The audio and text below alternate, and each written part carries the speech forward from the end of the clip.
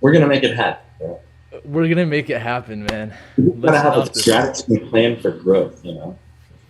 Well, let's just knock this out, man. Snipers, you have to see what's happening to the Bitcoin price today, as there is so much to talk about coming into the weekend. Josh and I have a lot for you today.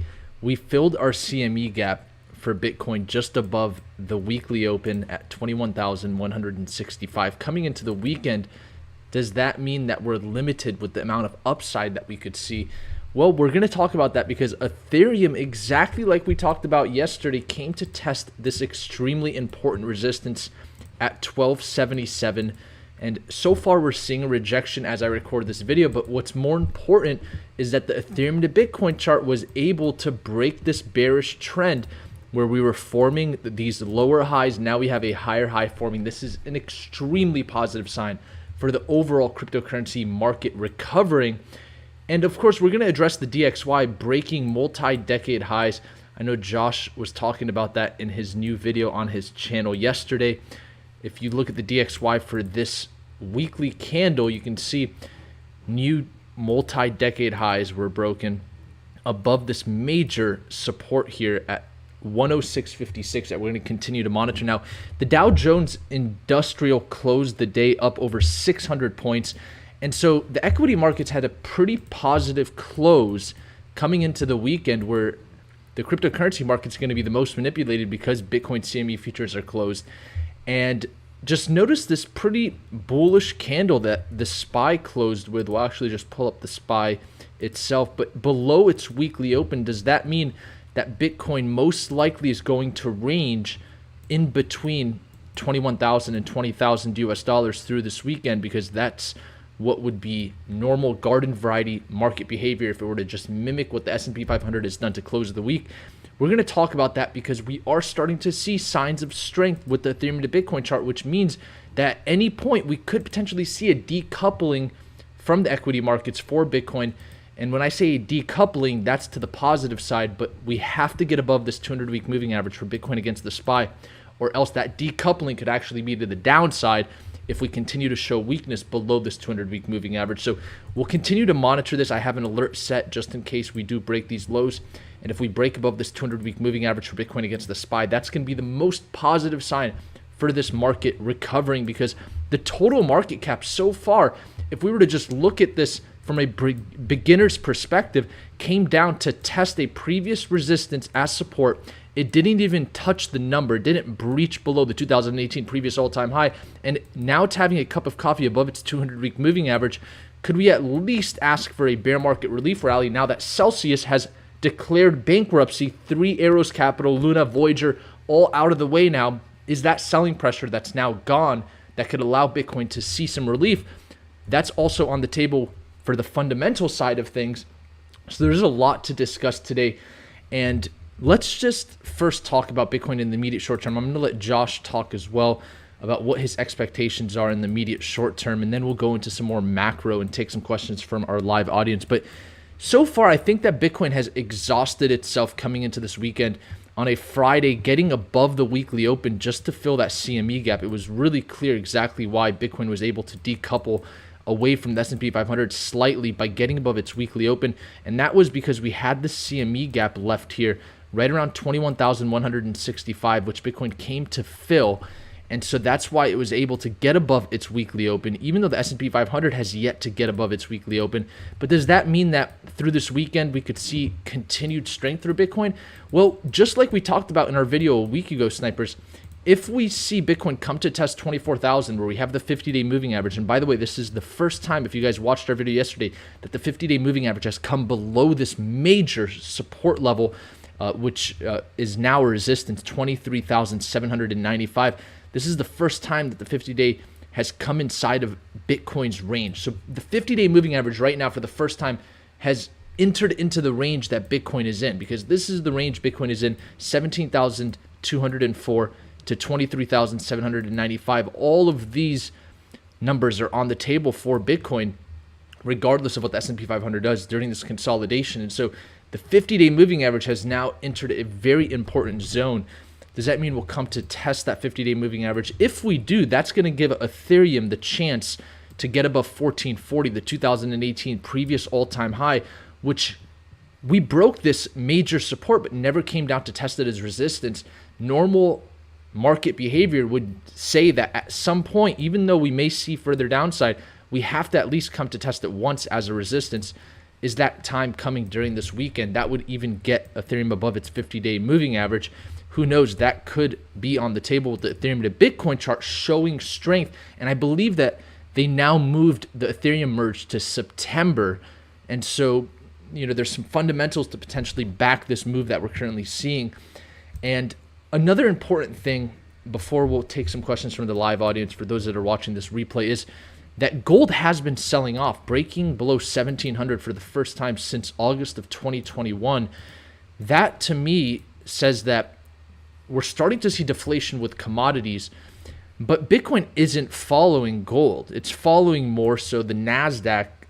If we look at correlations and we look at the charts, Bitcoin is acting as more of a risk-on asset than a commodity right now, even though Gary Gensler likes to consider Bitcoin a commodity. So I think it's interesting to see that we're getting a nice close for the week when it comes to equity markets. The Dow Jones, once again, up over 600 points. We had the CPI report come out. We had the PPI report come out. We had more reports come out today from the New York Feds. And I think what's most interesting, though, is that we are expecting a 75 to 100 basis point interest rate hike this month. And so maybe that's when we're going to see some more volatility, when Jerome Powell comes out and speaks and announces that interest rate hike. I don't believe we have a date for that just yet, but we have to have that on our calendars at some point in July. And so let's continue to expect that. I personally believe that during this weekend in the immediate short term, Bitcoin will trend here between $20,000 and the $21,000 level. I think that if we were to break to the upside this weekend, it would be a little bit abnormal. It would really show a lot of strength for the cryptocurrency market to do that. That would be probably the best case scenario. That would be a very big opportunity for those that are looking to take short positions in the immediate short term to short that 50-day moving average for the first retest as resistance. But of course, I wouldn't be shorting Bitcoin if we come to test that 50-day moving average, maybe take some shorts on altcoins, which are more volatile and have more profitability with shorts. And you never want to short Bitcoin, right? You never want to short the asset that you love. And so I'm interested to see what happens this week. And I think that it could be a pretty boring weekend because of the fact that the S&P 500 is still within this consolidation range. Some may even call this a bear flag, right? A bear flag like what happened here at 30,000 to see continuation to the downside. But we have to realize that we're starting to see pressure get relieved. The only reason Bitcoin breached below the 2018 previous all-time high was when the Canadian purpose spot Bitcoin ETF started to sell off Bitcoin. That was in result of what happened to Three Arrows Capital, Voyager, Luna, and now finally Celsius files Chapter 11 bankruptcy. All of those companies are now out of the way. They were over-leveraged.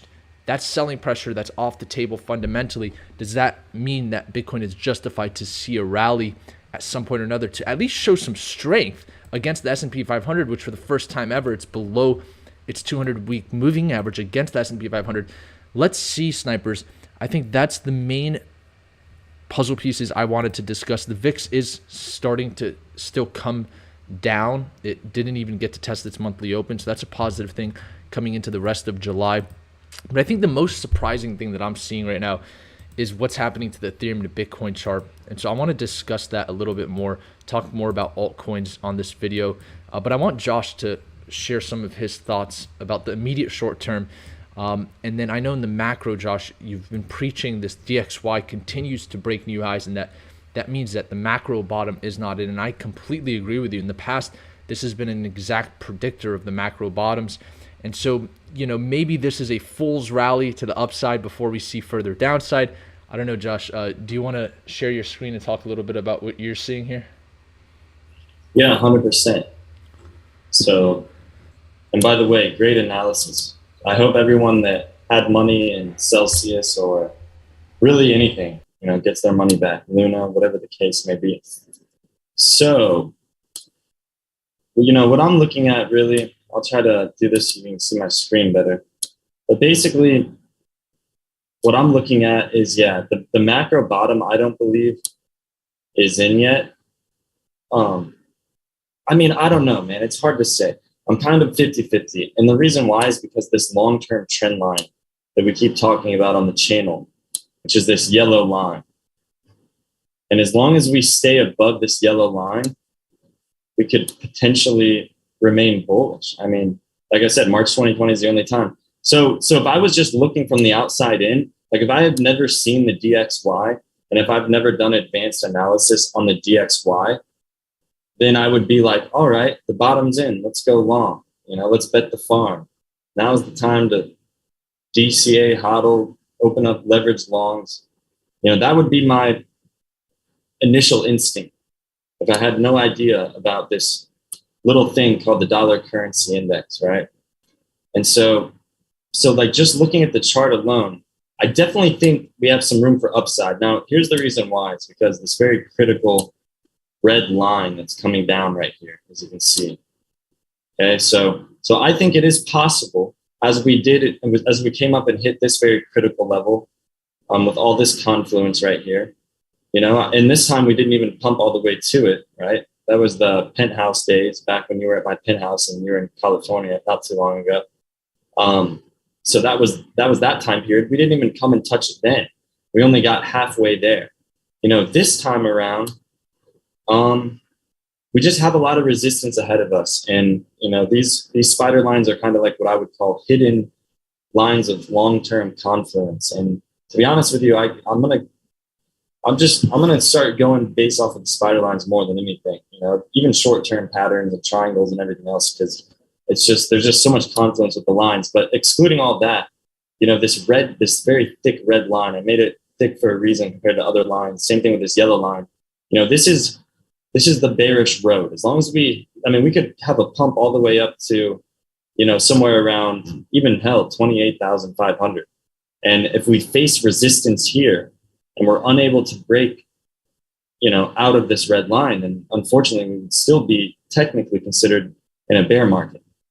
However, if we're able to, take this and come up and, do whatever and then face this, let's say we do face a little resistance, but we're able to break up out above it and then test it as support and kind of continue with that, that would be a great hopium scenario, right? But I can tell you one thing. The moment that we have a retest right here of this, I'm going long. I can tell you that for sure. That's when I'm going long. I'm not going to do it prematurely. I'm not going to have a lack of discipline. I'm going to be smart about it, right? But here's the other thing. That's just me personally, because whenever you're longing in a bear market, it's not the funnest thing that you could be doing with your life. But you can, man. You can. Now, here's the thing. So here's what I think. In the macro sense, yeah, as long as we stay within that red line, we'll be good. For like if you're shorting, right? And if you're going long, theoretically, this would be a good place to go long. But if we have another March 2020 event, we're going to spend some time below this yellow line, and which has always served as the bottom besides March 2020. And we still have a few spider lines down here too. The lowest one actually goes to about 11,337. So that's the lowest one. So that's basically, I don't want to say that's the lowest I think it could go, because it could quite frankly go lower. But at the same time, like without me looking at the DXY, I would say, look, the bottom's in, better go long now. But I'm just not going to do that because we have a lot of resistance. And let me share with you where that resistance is. We'll go ahead and look at the daily here. And really that resistance is right up here, this spider line right here, around 22,000, okay? So, what I'm going to be doing is we're in a bear market, okay? So, and even though I'm a Bitcoin bull in the macro, if this thing jumps up above this spider line and wicks above it real quick and starts facing it as resistance, and I get confirmation of resistance, right? You have to wait for confirmation.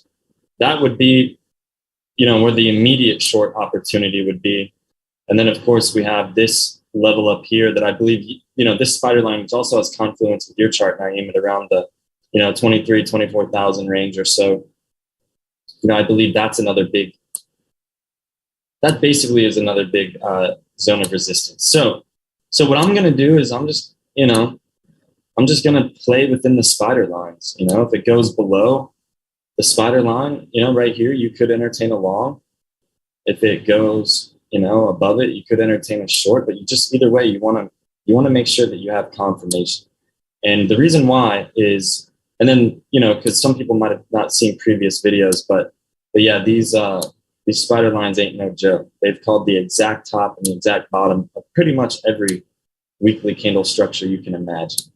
All you have to do is look at it and look where these lines ended up. They've been, on the chart since like 2017. And so like none of this price action was even here. And so it's like the spider lines were here before the price action was here. And so I think since it's such a long-term, trend line, essentially, with so much confluence, that's why they're relevant. They're not just like imaginary lines or anything like that. So anyway, so that's what I'm looking at. And like we mentioned as well with the DXY, this is also some not great news. If we zoom out on the monthly, the only spot of resistance would be somewhere around this level at 123, and let's hope we don't get all the way up to 165. That would be ridiculous. So there's a lot. Now, here's the one thing I did want to mention too, is that when the DXY was at this level, let's say it was an 81, it went from 81, the level it's at right now, it went to 85. So several years later, we saw an increase in the DXY when it was around this time period. So that means if we see continued growth on the DXY and it follows anything similar as it did in 81, then potentially we could have several years ahead of us in a bit of a bear market. Okay, and I know that's very scary, guys, but I just want to let you guys know. I hate to be the bearer of bad news, but I got to keep it real. So, so let's hope that doesn't happen. But yeah, just know that the greatest transfer of wealth of humanity works both ways. So just realize that. So that's it. Let's turn it back over to you.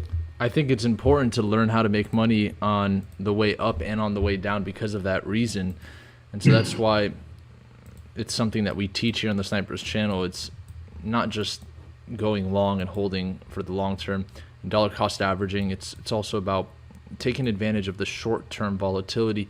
Now, the DXY, I will mention, I know this is one of the main reasons that most people are, expecting further downside. And the thing with the DXY is, we have to look at the DXY from 2008 because Bitcoin wasn't around prior, right? So if we look at the DXY from back here around 2008, and we look at what the DXY has done over time, the DXY has trended up over time. And so even though the DXY in the macro has trended up, Bitcoin also, since the inception of time, has also trended up and has outperformed the DXY in the macro. And so, it usually takes a bull market though in order for that decoupling effect to really take its stride. But in the macro, I think that I'm not worried about the $100,000 Bitcoin and so forth, because I believe that's still very much on the table. I just believe that what you said, Josh, is very important about it could take some time. A lot of people are saying this is going to be the worst recession, or it's not even a recession, it's a depression. I think that more than anything, it's not going to be something that's hard felt more than it's just going to be long felt. It's going to be a long process in which things need to stabilize after all of the shocks that we've seen in the system. And so, to get away from the macro, because I know the title of the video says Bitcoin right now, what I will say is, if we could see that relief rally, and if Josh's spider line at 22,000 comes on the table, I think that would be the max amount of upside during this weekend. That even if it did come to test at 22,000 during the weekend, it could be a smart opportunity to short, Because for Bitcoin to really come to test the 50-day moving average right now, it would be making a very bold statement. And we have to ask ourselves a question, is Bitcoin ready to make that bold statement? I will put some conspiracies on the table, right? Since Celsius has announced bankruptcy, we've only seen green candles for Bitcoin. And so something that we were talking about here on the Snipers channel is just notice how despite the S&P 500, if we look at SPY, the E-mini futures contract, we've talked about Bitcoin decoupling away from the SPY because of what's been going on with the over-leveraged companies and so forth, that we were looking for a Celsius bottom. And could we say that this is the Celsius bottom? I mean, that didn't work out too well when we were looking for that Luna bottom, I'll be honest.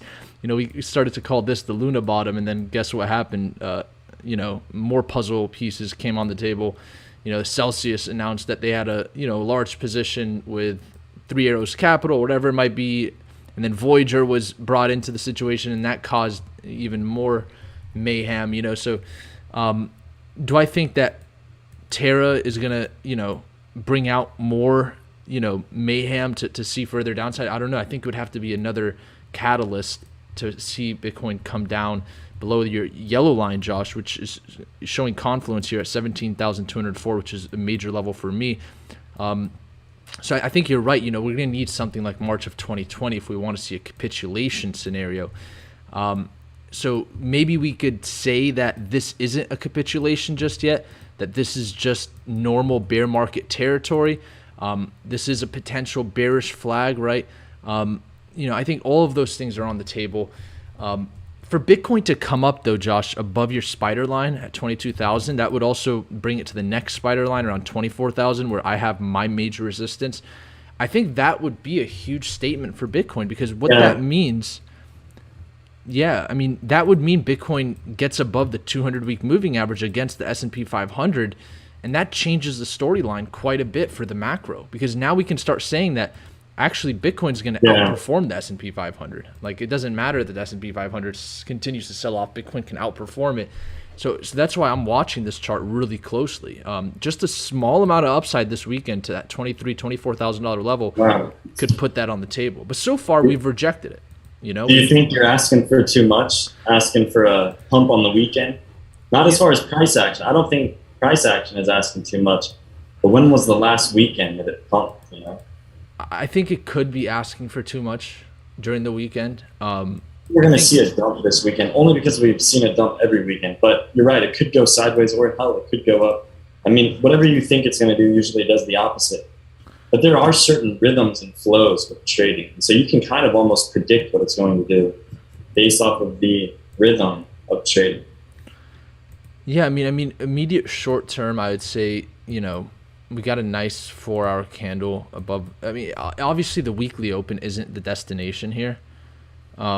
Because we're just having a cup of coffee there, I don't believe that's the destination. So I think that Bitcoin does have some sort of upside target right now. I don't think it's reached its destination. I would be a little bit hesitant to say that 24,000 or 23,000 is that upside target right now in the immediate short term. But it's just the same with the equity markets. It just doesn't look like it's reached its final destination. It's obviously breaking out right now in the immediate short term, at least. I agree with you. That's crazy that the DXY is going up and the S&P is going up. Yeah. So I think with the DXY, the DXY is the most bearish puzzle piece that we have on the table for sure. We can continue to try to monitor where this is going to stop, but I think that it's quite clear that it's in price discovery. So we cannot try to assume a price target until it shows a confirmation of a rejection and some sort of reversal. Yeah. I think that there's one hint here that we could get about when the DXY is going to top out. And you actually pointed this out on your chart, Josh. What I find very interesting about the DXY is the inverse correlation with the Euro to USD pairing. There's this major support where we've formed these lows, these two lows, and I think that could be potentially a short-term top for the DXY. But what's interesting about that is it would mean the DXY would have to push up a little bit more. And what you talked about on your DXY chart after breaking this major level back here in 81, which I don't mind looking at this because this was after a high period of inflation, right, from the 70s. So it could make sense to go back this far. When the DXY broke 106.56, it saw a little bit more upside than where we're at now, but then it came down to just kind of test it as support. This could be that bear market relief rally where Bitcoin sees that 50-day moving average, maybe even the 200-day moving average, and maybe that Euro to USD chart. It kind of acts as if it's done forming new lows. But then what you talked about, where it takes a couple years for this to actually play out, then eventually we could see that continue to show strength over time, as long as the U.S. can prove itself and the dollar can maintain strength against other currencies. So I think this move right here is interesting, because that could assume that maybe Bitcoin, at least in the immediate short term, is going to find some support at 20,000. So far, 20,000 is not a resistance. It's a support level, right? It's the most important support level. And so, I've said this before. People are saying, oh, Bitcoin's going to hit 10,000. Okay, but what if that happens in December? And what if by next month we're at 28,000? What if a couple months from now we're at 30,000 until December, that we slowly see it sell back off? That would coincide with the DXY at least calming down a bit. But we haven't seen it yet. These are just things I'm throwing on the table. But who knows? I mean, what do you think, Josh? You think that there could be a bear market relief rally fairly soon? Yeah, I mean, I basically just showed, what I think. I think we could definitely see a lot more upside for continuing down to the downside. But the DXY, like you said, is a bear's puzzle piece. And I actually made a joke to Naeem one time. I called him and I said, Naeem, you don't even have to look at the Bitcoin chart. You just pay attention to the DXY. And if it's pumping, then you go short. If it's dumping, then you go long, And it's just a little funny joke that we have. But there has been times, though, where Naeem and I have both seen the DXY pump and Bitcoin pump. But let's just say it wasn't very long lived. Absolutely. So here's what I think. I think if we blast past the spider line right above the market structure where the double top was, that's what I think. So yeah, I think that then we could see, some more upside. But yeah, this is the weekend, man. So I don't know. I wouldn't. The best thing to do is, I'll tell you what I'm doing. I'm waiting until the top of the spider line, and if we get confirmation of rejection, I'm not gonna be going long. That's what I'm gonna say from now on. I'm not gonna tell anyone I'm in short. I'm just gonna say I'm not going long. I'm just kidding, guys. But no. But yeah. But in all seriousness, you would ideally want to, short the resistance. You're in a bear market, guys. Yeah, I like what you said earlier, Josh. You were like, if I was just looking at the cryptocurrency chart, Bitcoin's chart, then I would say it's a great time to go long. But if I were really taking into consideration the other parts of the market, then I would reconsider that decision, right? Like the DXY, for example, pumping up. And it makes sense, man. I mean, this total market cap chart is so interesting to me because it didn't break its 2018 previous all-time high.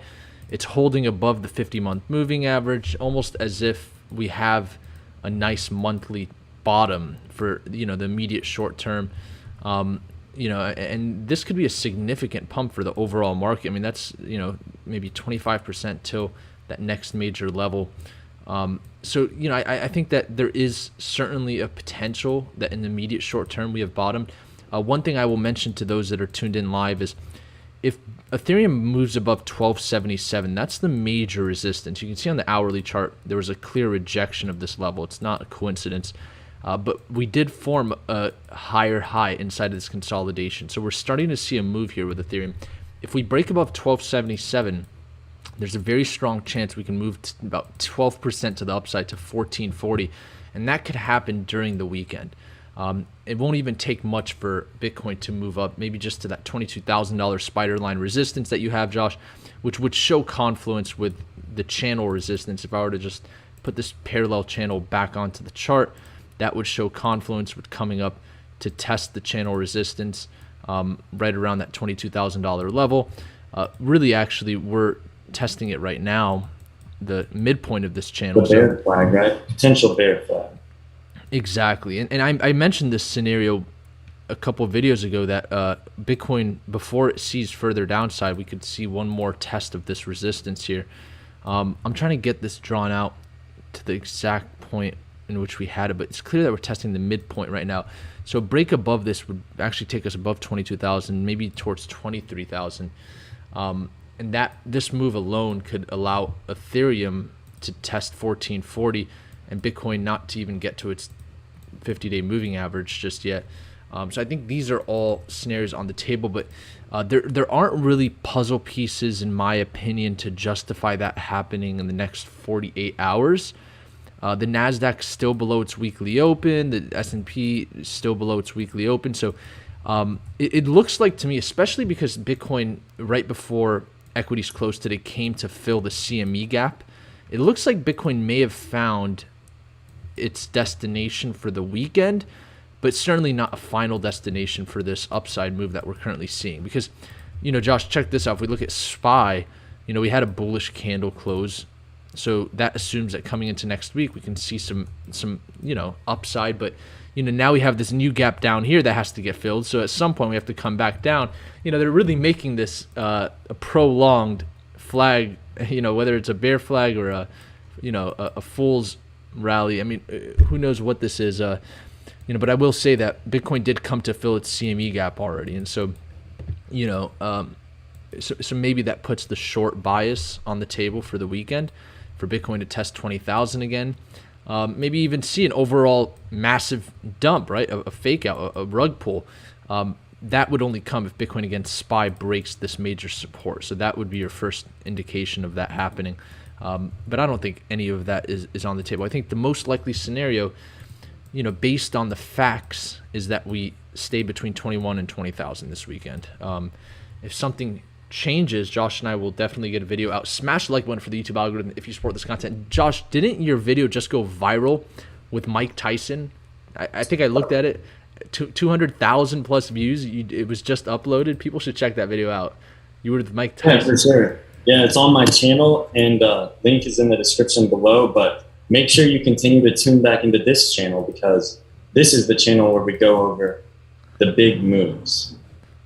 Yeah, Josh and I are talking about some potential collaborations that we're going to have with BitBoy and Benjamin Cohen and some of my friends that I've met throughout the years being in the industry. So that would be nice. But congratulations on your first 2 uploads, Josh. What are you learning? What are you learning so far being on YouTube, man, in the crypto scene? I'm just learning that service to others and providing knowledge is the rent that we pay to live here on this earth. And that, not only when you teach, you also, help yourself, but you're also not just helping others, but you can help change the world and inspire those to have more than they've got by becoming more than they are. Couldn't have said it better, man. For sure. I got Mike Tyson's manager calling me right now, so I do got to probably hop. You got your 5-minute. Yeah. I wanted to make sure we were off in 5. So that's about it, snipers. Thank you all for tuning into the live stream today. Subscribe to Josh's channel if you've yet to do so. We appreciate you so much being on the channel, Josh. Thank you for sharing your thoughts. And if something happens to Bitcoin, the significance right now for me is if we break above the weekly open with decisiveness, or if we breach below the monthly open with decisiveness, I will get an emergency video out. Josh and I will probably go live no matter what time it is if that happens. And so we'll let you guys know. And with that, thank you all, Jacob, Billy, and Vincent, all of them on the live stream, for tuning in today. And Josh and I will see you guys next time. Snipers out.